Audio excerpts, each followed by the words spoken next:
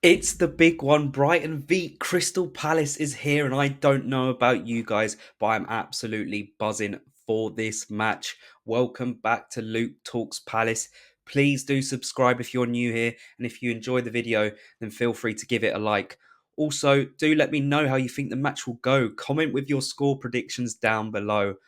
3-1 Palace, easy dub for me.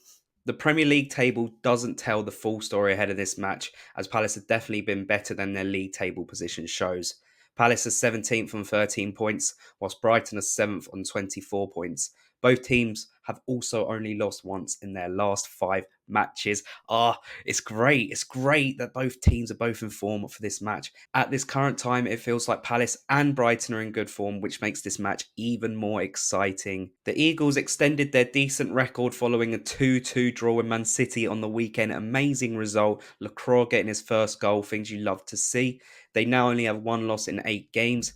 Meanwhile, Brighton bottled a 2-0 lead against Leicester in the last 5 or 10 minutes of their match, with Lewis Dunk obviously on the floor and pitched on the floor when the Foxes equalised. Things you absolutely love to see.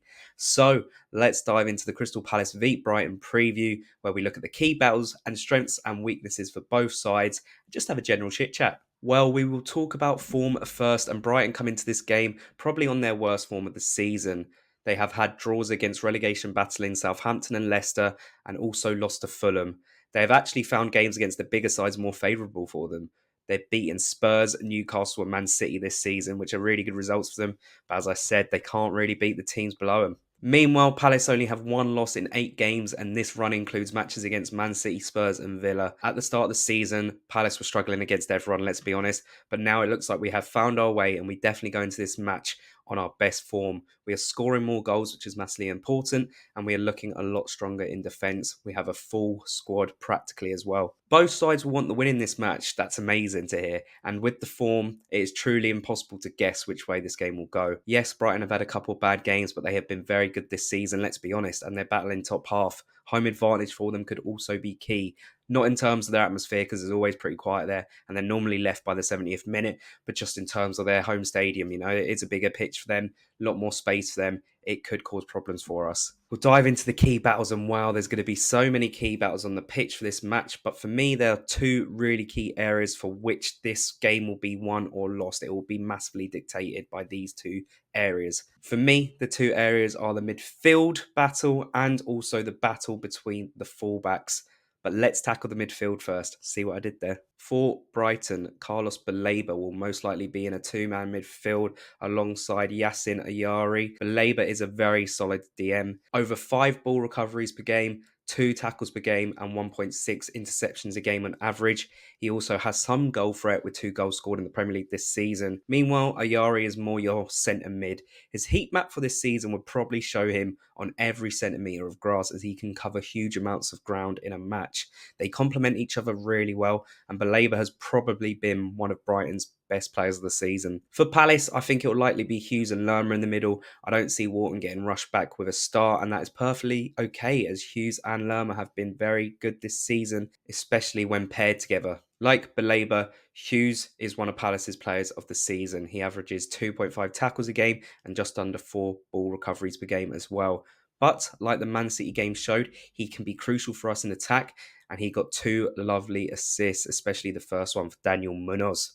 Lerma, of course, has the aerial ability. I do not understand how that guy can jump so high, and he also has some great box-to-box threat as well.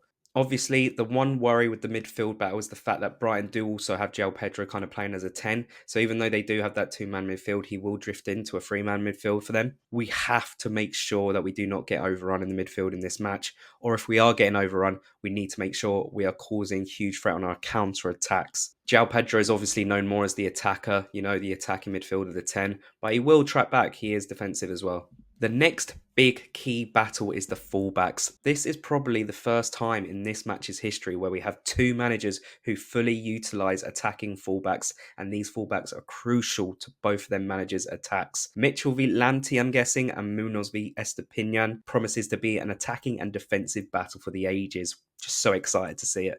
If Munoz can pin Estepinian back, then it means we can provide a much larger attacking threat in the match. This is a huge match for Mitchell as well, to show us that as well as being good at defending, he can also attack. With Munoz as well, we know he loves to basically play as a right winger, but if he's not tracking back, then Brighton are going to be overloaded on that right side, you know. In this modern era, managers like Hersler and Glasner really love to use them fullbacks. We know how key they are, so it will be really interesting to see how they kind of start the game, both sets of fullbacks, and how attacking both sets are. We'll go into a few of the big players in this match, and of course, Jean-Philippe Mateta is one of them. His battle beat dunk is going to be very, very interesting. If we want to get something out of this game, then we need Mateta to be at his best, which shouldn't be too hard against an aging Lewis Dunk who loves to lay on the pitch during key moments, especially when Brighton are conceding. Mateta has been hit and miss for me this season. On occasions, he has looked like his peak towards the end of last season. Other times, he has looked bang average. We needed him to be at his physical best. We know he can score great goals. That goal against Ipswich, wow. But he needs to hold up the ball and utilise the pace of Sarr. Bring him into the game, hold it up and pass that ball to Sarr, get that through ball to Sarr. We can't just have him losing aerial duels, losing headers as well, because we're just going to be soaking up so much attacking pressure that way. We need him to be a really big target man. I think also as well, a huge game for Eberechi Eze. It is such a huge game for him. And of course, Brighton have João Pedro as their kind of number 10. So these two players are going to be key in this game. There's also no doubting that Pedro's been the better asset over Eze this season. And these two will be key to providing the creativity in the match. Eze has now had a couple games back post-injury, so should be close to his best because we do know it takes him a bit of time. And he has created big chances and been in great shooting areas in these last two matches he has been back. We just need him to get that goal that he is struggling to get currently. I think his confidence a bit shot there. If he can just get that goal, I think they'll come flying in. Pedro will also need to be pressed by Palace most of the game. Same as Brighton with Eze, we can't be giving Pedro too much space. If we give him too much space, or if Brighton give Eze too much space, it will be a bad outcome for whichever team doesn't, defend that player well. This match, in terms of build-up and style of play, has the potential to be the best head-to-head in both clubs' history. We finally have two managers at each club at the same time who will both be going for the win. Doesn't matter that one team's away from home. That manager's still going to go for the win, and that's just delightful to hear. They will both be making sure that their teams are playing nice, progressive, possession-based football. It'll be really interesting to see how this game goes. I believe that Hersler's inexperience at such a high level of football has shown on occasions this season, and that is something that Europa League winning manager Glasner can exploit. And that's not a bad thing for Brighton. Of course, he's a very young manager. He's going to be learning. He got that promotion from Bundesliga 2 last season. But we've seen in some of the games this season that Brighton do struggle, If I was a Brighton fan, God forbid, I wouldn't be caring too much. I'd understand that he is a learning manager. I think I've seen some of them overreact a lot already this season. Calm down. You're not a top 8 club. You're not. So just accept that and it will feel much better. It will be another key battle on them sidelines. Which manager can adapt well and who can make the right subs at the right time. That is going to be so important. This is a huge match with so much on the line. I'm absolutely buzzing for this game and I hope you are too. Let's remind Brighton that they finished below us last season despite a good start like they've managed this season.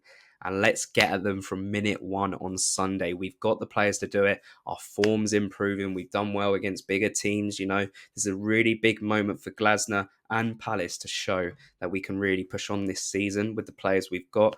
We've got nearly a fully fit squad. Water may even be on the bench. We've got some players who've been on great form this season, like Hughes, like the back line. If we can make it count, if we can make them big moments count, we can easily win this game. For me, I think the starting lineup will be the exact same that we've seen over the last 2 games. I don't think there's any need for changes. Don't rush Wharton back. We saw what happened with Elise at the Amex last season. Do not rush anyone back.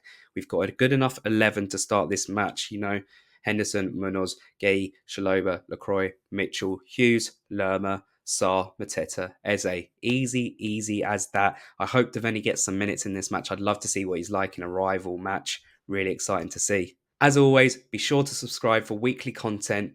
And also, the transfer window is soon approaching, so be sure to keep an eye out on that as well, as I'll be covering a lot of content around it on this channel. So be sure to subscribe. If you're listening on Spotify as well, be sure to follow, be sure to review if you've really enjoyed. All feedback is massively appreciated. As I said before, like the video and comment with your score prediction. 3-1 Palace, as I said before as well. Up the Palace, and I'll see you later.